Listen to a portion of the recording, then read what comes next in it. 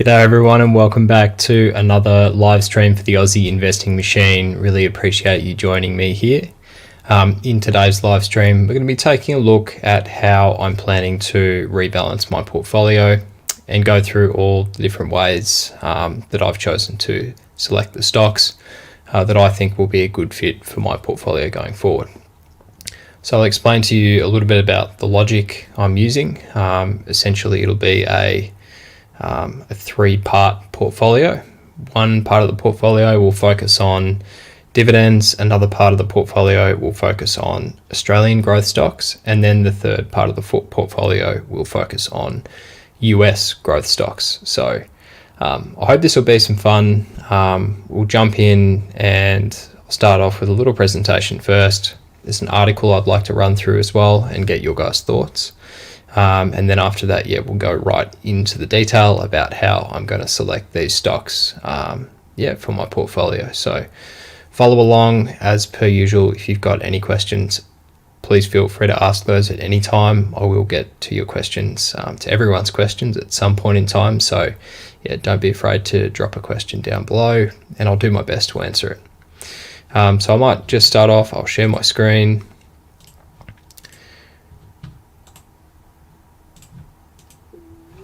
Okay, cool. I'll just jump into this. So just to go through some of the logic that I'll be using to select my next round of stocks, this is what it will be. So at the moment, there's not a lot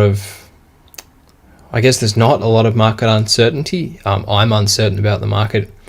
We're seeing some huge growth at the moment, and it's really, it's becoming a very, very much like a bubble environment. And that makes me a little bit worried, and it's going to influence how I invest some of my money. I've also had pretty average 6-month returns. Haven't seen out the full year with the stocks I've got at the moment, but I'm ready for a bit of a change, I think so.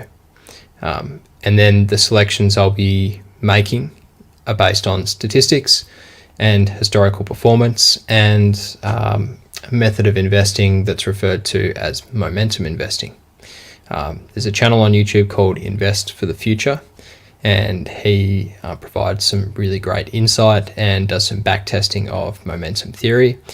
And overall, I think it's something I'm interested in pursuing for a portion of my portfolio with some caveats. So we'll get to those in a second, and I'll explain a little bit more about that momentum theory shortly. So the next question is, what about the ASX versus US stocks? Obviously in the US, there are a lot of great companies. So it would be silly not to take advantage of some of those, considering how easy it is for most of us to invest in US stocks at the moment. For me, it's as easy as it can get. Purchasing US stocks is integrated into my broker's website, which is SelfWealth. And the fee for purchasing US stocks is comparable to the fee for purchasing Australian stocks. I do have a video up on how to buy US stocks, and then I compare some of the platforms on that video. So go and check that out after the live stream if you're interested. Now, I did mention that one portion of my portfolio will be focusing on dividend paying stocks. And this is primarily because I'm worried about the bubble that the market's going into, and dividend paying stocks that have paid dividends for years bring confidence if there is a market downswing.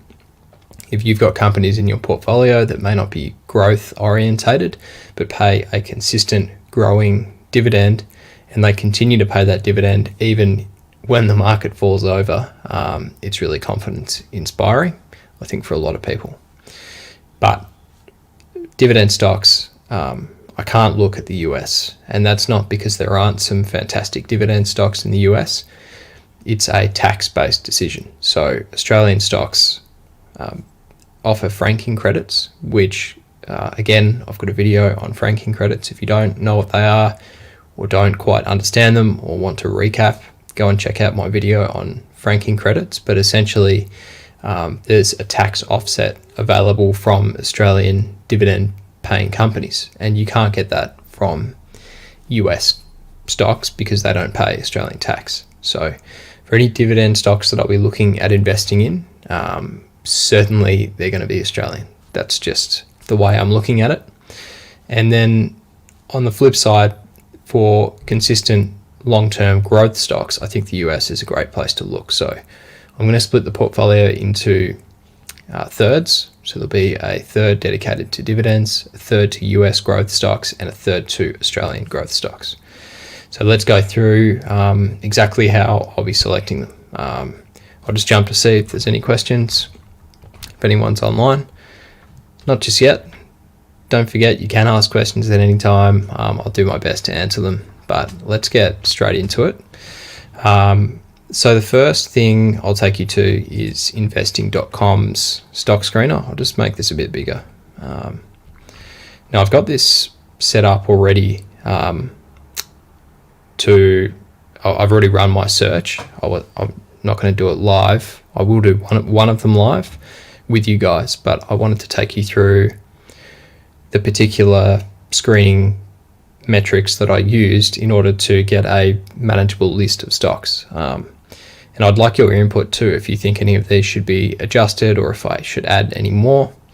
That would be really good. So I'll just go through them one by one. So the first one is total debt to equity. And this measures how much debt the company is carrying in comparison to their total equity. Now, as a general rule of thumb, I won't even consider a company that has over 50% debt to equity. I see them being too highly leveraged. In this example, I'm being very critical. There's so many stocks out there, I really need to narrow it down. So I'm being even more strict than I usually would. And I'm doing a debt to equity ratio of, or percentage of between 0 and 20. So that's quite low. The next metric I'm using here is a year-to-date return. Now, this doesn't necessarily measure any fundamental financial performance of a company. It's just how far the stock price has gone up over the past year.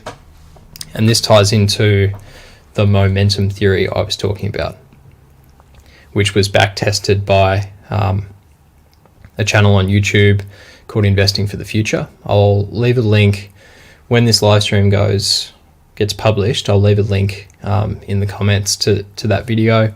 Really intriguing sort of back tests over 5 years and see some really great results using a momentum investing method, which is essentially when you pick the top 10 stocks in the ASX in terms of the most recent return, whether that's over the last quarter or last year, and you rebalance your portfolio every year or every quarter to match those top performing stocks, and the returns are incredible.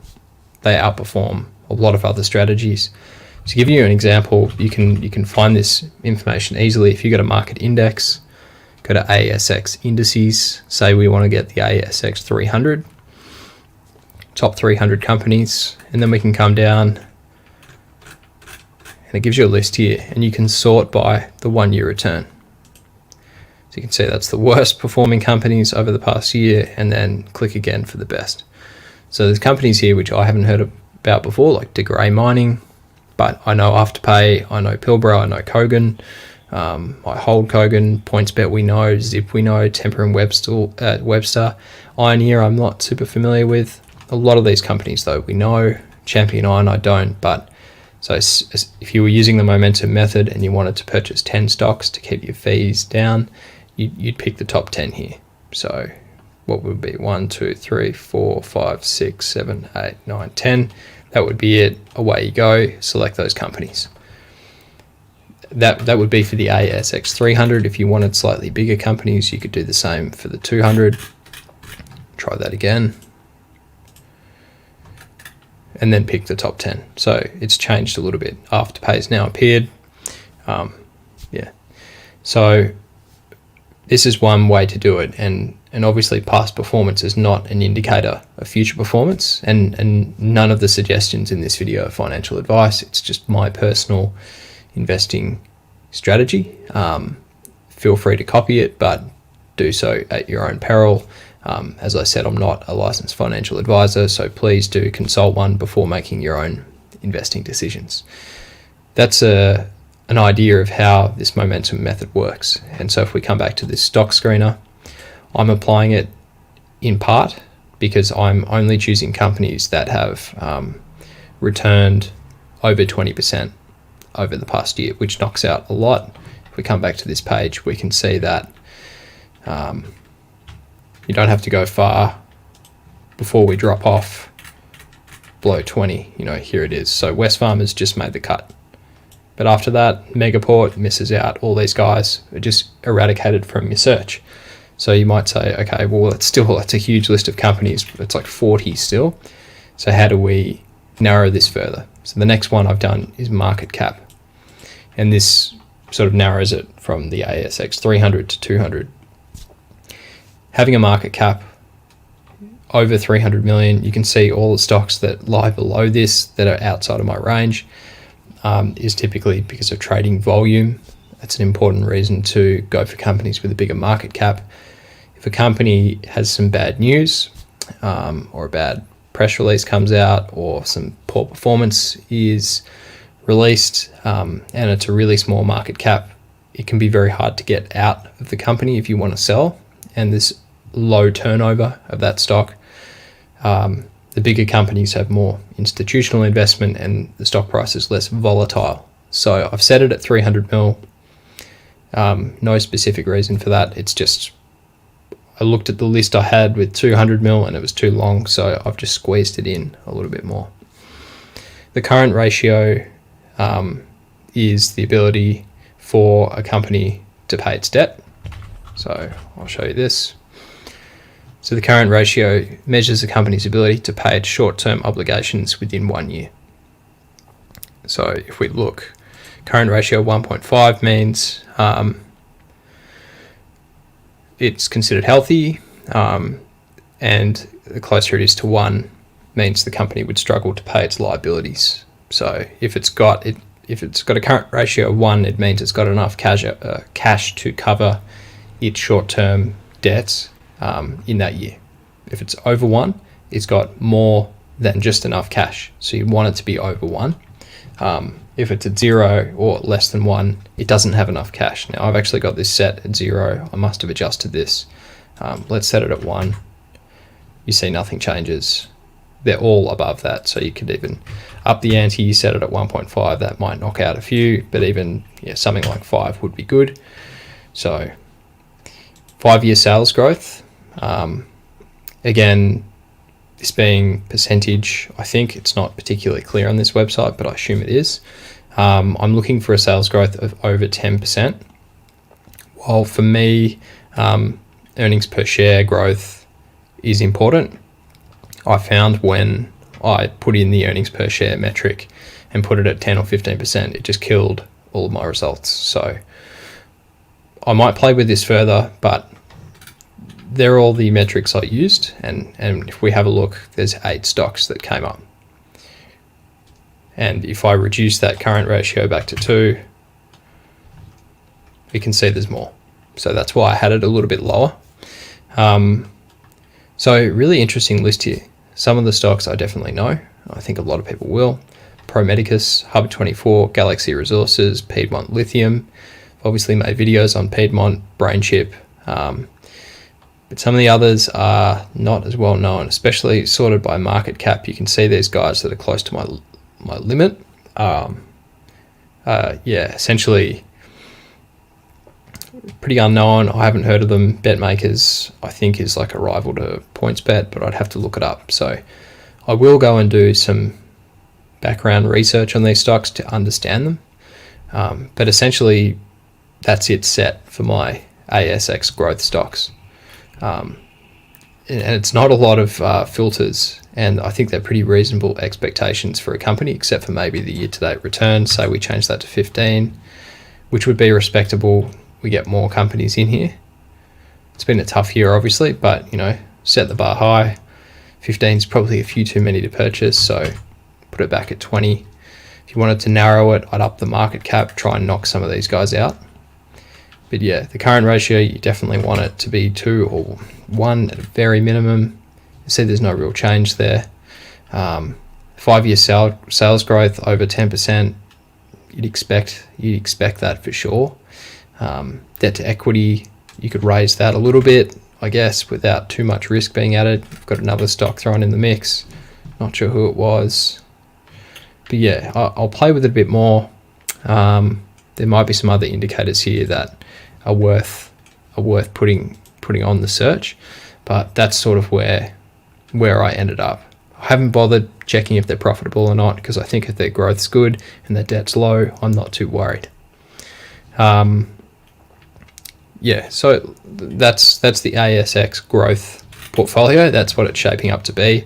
I think definitely before I do my rebalance, I'll do some research into these companies, maybe make a few videos, especially for some of the bigger ones that I haven't really done much digging into, like a Vita. It'd be interesting to see what you think of that. Bull Shepherd, thanks for joining us, mate. Think help. Hi, how you going? Good to see you on the stream. How is everyone? Yep, that's a great question. Hope you're all doing well. Back in lockdown in Melbourne, which is unfortunate. So, yeah, not the best. But if you're not in Melbourne, then yeah, make the most of it, because it's certainly not fun being back in this state. That's for sure. G'day, Kay. How you doing? Good to see you here. I might move on now to my US growth stock search. So, different website this time. This one I'm on a website called Finviz. I'm just trying to hide the stocks from you. I don't want you to see too soon. You might have already caught a glimpse. So lots of different filters on this one. It's a way better website than the stock screener. What was this called? Investing.com. Here's the different metrics. A lot of them are the same, but I've been able to tweak it a little bit more because there's so many more options on this website. So I've gone for market cap as small, over 300 mil. So that's pretty much the same as my ASX growth stock search. Earnings per share growth over the past 5 years, I've done over 15%.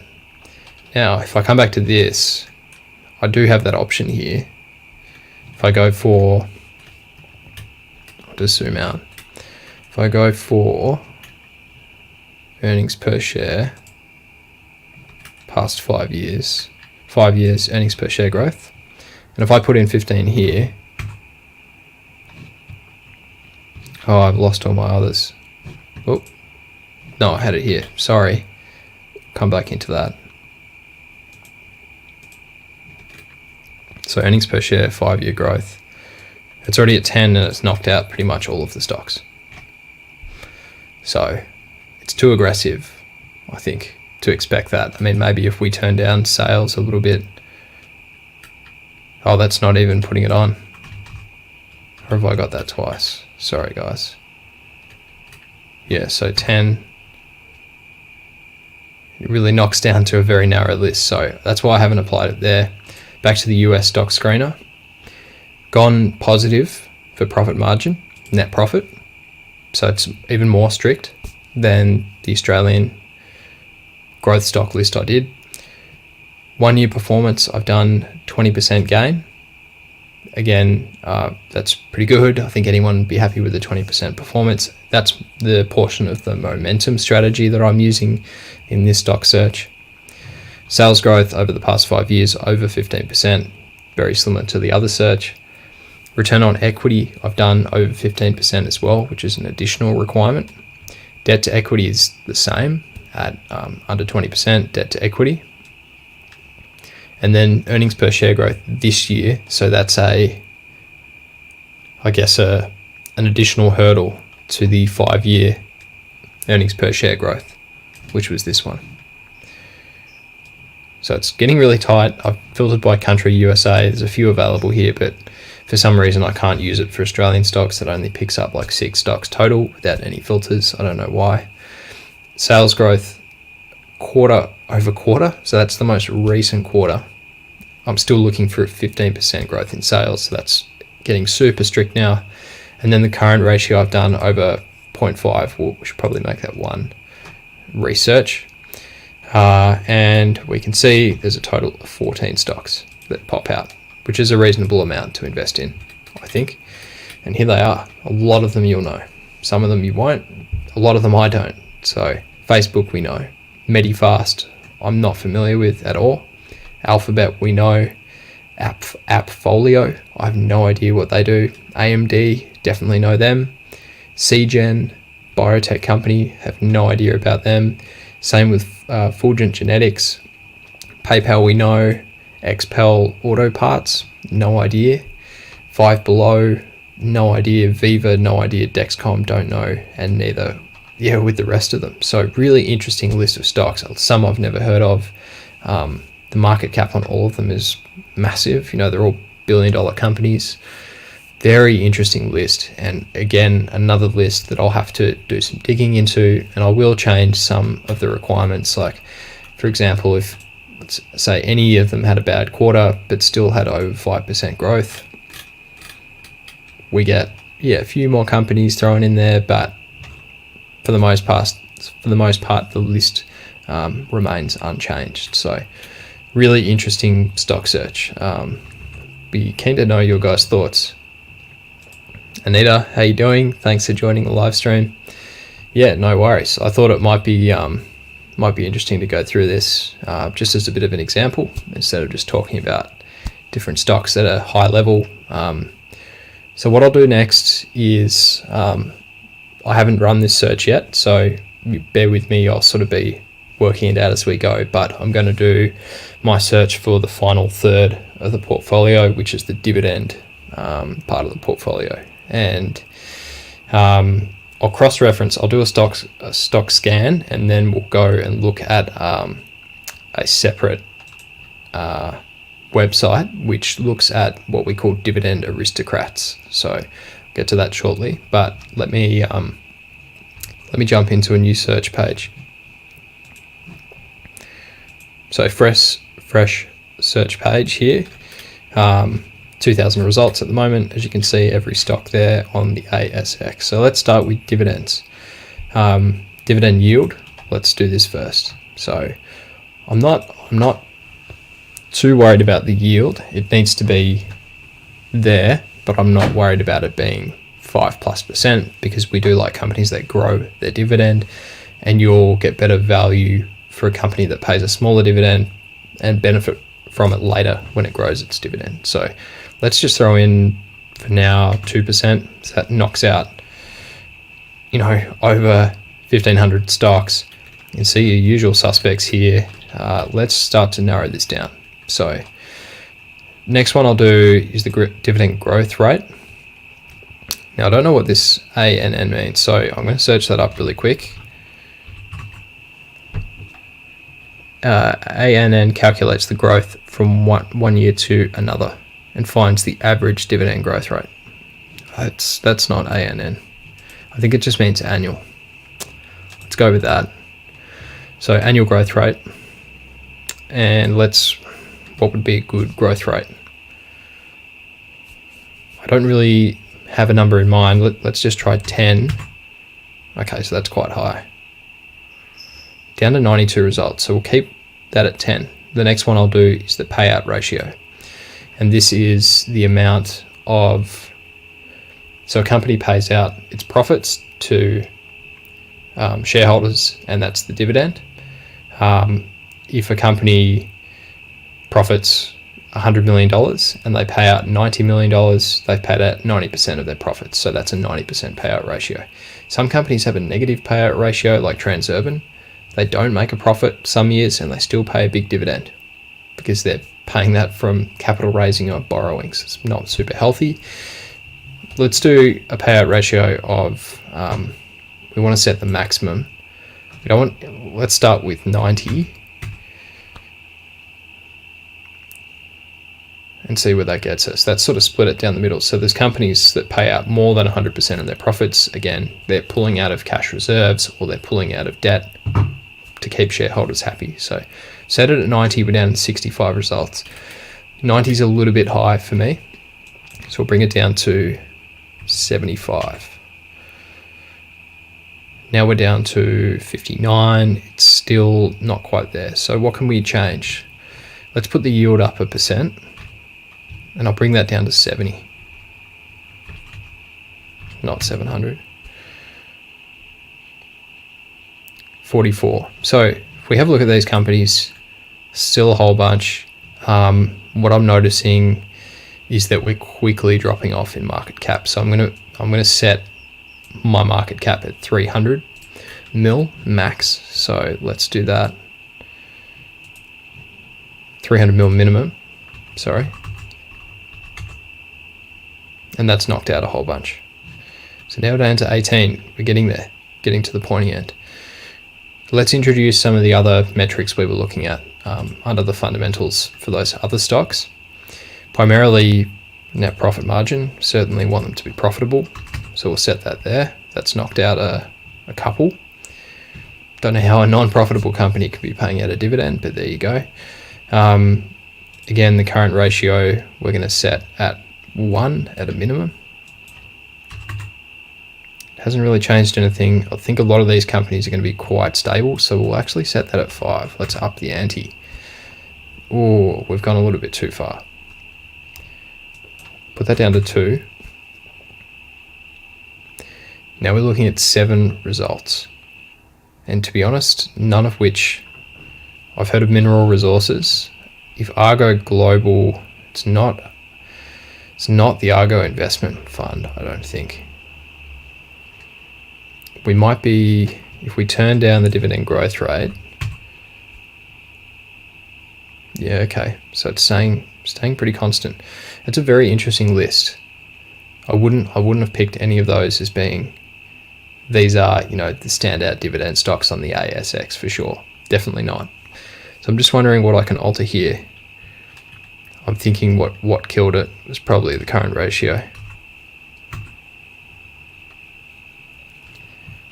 We'll pull back a few. Nick Scali. Yeah, I'm still not convinced. Something's wrong. Payout ratio. That's fine. We could up that a little. Profitable stocks. Yeah, okay. Oh well, that's the list. Charter Hall's there now. National Storage is there, so a bit more familiar. So now I want to show you, and I want to cross-reference this with what we call the Dividend Aristocrats. So I'll actually show you US first, so you can get an idea of what sort of companies these are. So these are the 2021 Dividend Aristocrats. That's not a good website to show you.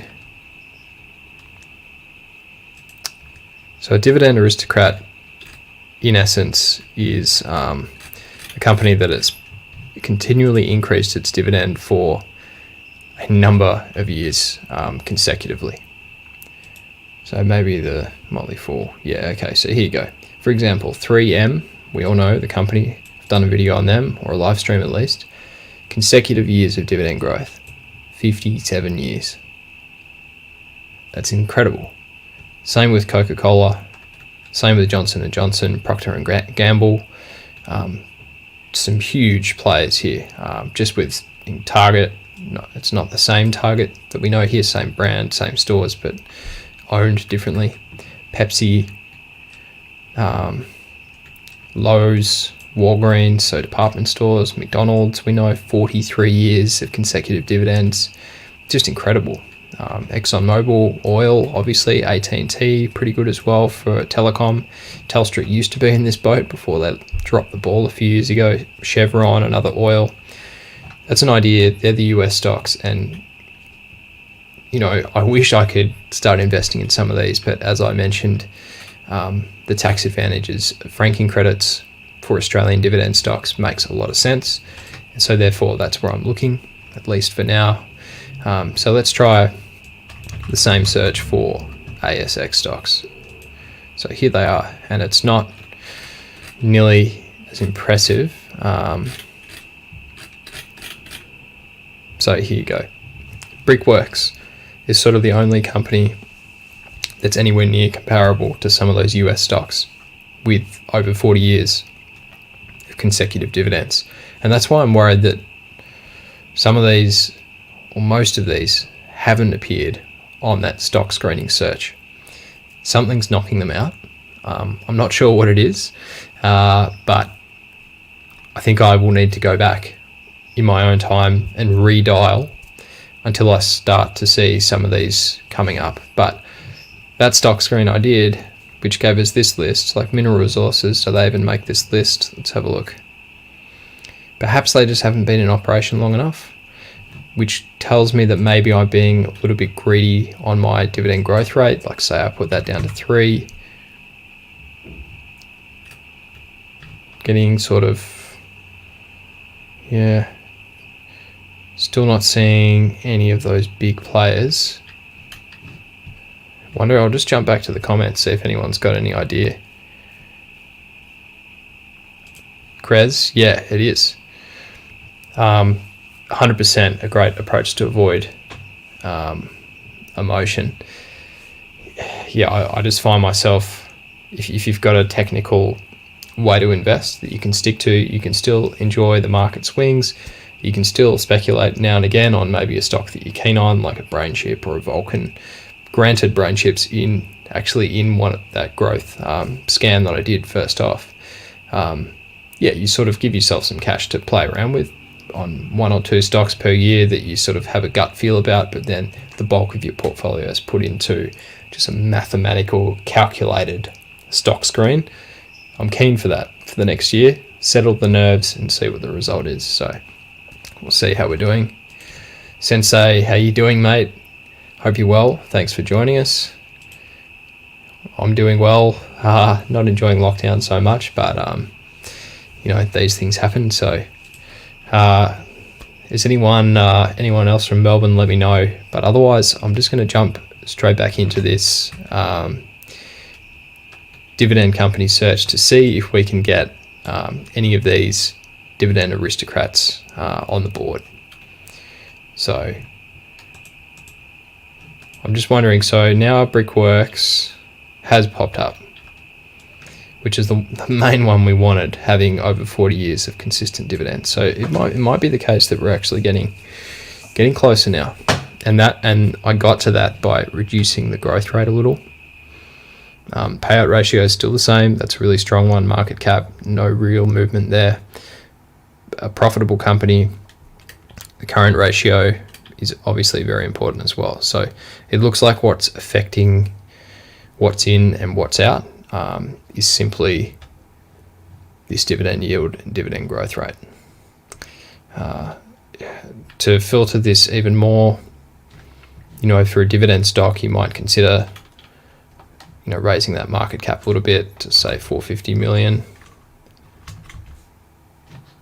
And that gives us a bit of a tighter list.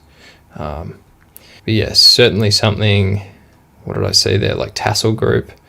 Be very cautious about investing in that because of, because it's a short, it gets attacked by short sellers, and that's not a good thing for sure. But then I'll just show you quickly the next step I would do to verify how these companies have been going. We've tried to scan for their consistency in dividends by looking at their dividend growth rate, which is their annual growth rate. But say if we take Metcash, for example, MTS, and I'll bring them up on Market Index. Now, there used to be a good website for this, which was called Dividend History, and it's been removed, which is really unfortunate because it gave us a long-term view of a company's dividends in a graph format. Market Index does it, but it only gives you sort of a handful of years. Yeah, so this is not the dividend movement you want to see at all. If we do Brickworks, for example, which was the biggest dividend aristocrat on the ASX, and we have a look at their dividend, that's what you want to see. That is just, incredible dividend growth, and that's why they top this list as a dividend aristocrat. And that's why I'm a bit disappointed that we're not seeing some more of these companies on this list. Charter Hall Long, CLW, we'll check them out. Charter Hall Long.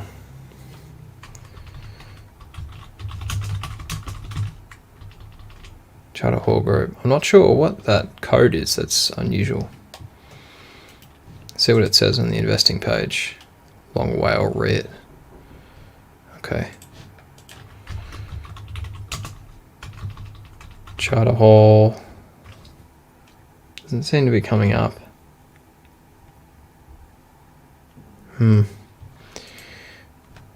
What else have we got? Mineral Resources. We can check how their dividend's been going.